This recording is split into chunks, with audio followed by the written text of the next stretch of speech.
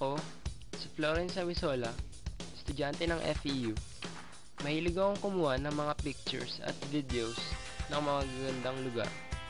Pangarap ko ang maging isang professional photographer at videographer. Palagi ako nakakaisip ng mga bagong idea para sa story at mga bagong anggulo na aking gagamitin sa susunod na shoot. Malikot ang aking imahinasyon at gusto kong maipakita sa ibang tao kung paano ko nakikita ang mundo. Medyo weird ang dating, pero ganun talaga ang gusto kong mangyari.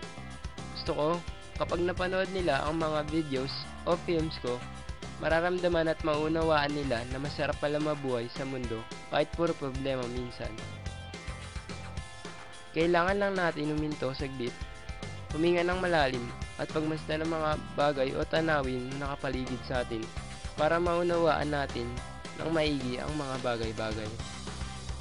Kadalasan, kapag may problema ako, sa eskwelahan o sa bahay man, gusto ko pumunta sa isang lugar na tahimik, yung tipong makakapagpahinga ako. Sa ganitong paraan, nakakapag-isip ako ng mga solusyon at desisyon ng hindi padalos-dalos.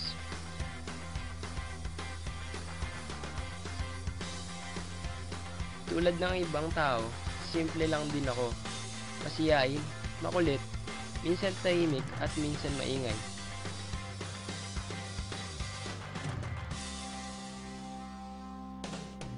Karamihan ng mga nasushoot ko dito galing sa FEU. Dahil halos sa araw-araw may pasok ako at parang pangalawang tahanan na rin sa akin to. Masarap tumambay dito dahil maraming puno at pret. Nakakalibang din ang mga estudyante na walang humpay sa paglakad kung saan pa man. Kahit na anong balita man ang lumabas tungkol sa FEU, proud to be tama raw pa rin ako.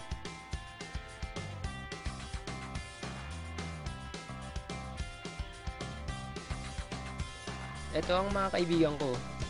Naging kaklase ko sila ilang sem na. Kapag magkakasama kami, ang dami namin tawanan.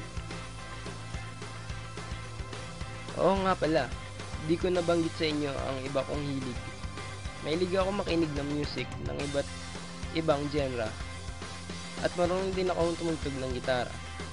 Ilang taon na ako tumutugtog. At ito ang nagpaparelax sa akin. Ang sarap talagang mabuhay. Sana ma-appreciate natin lahat to.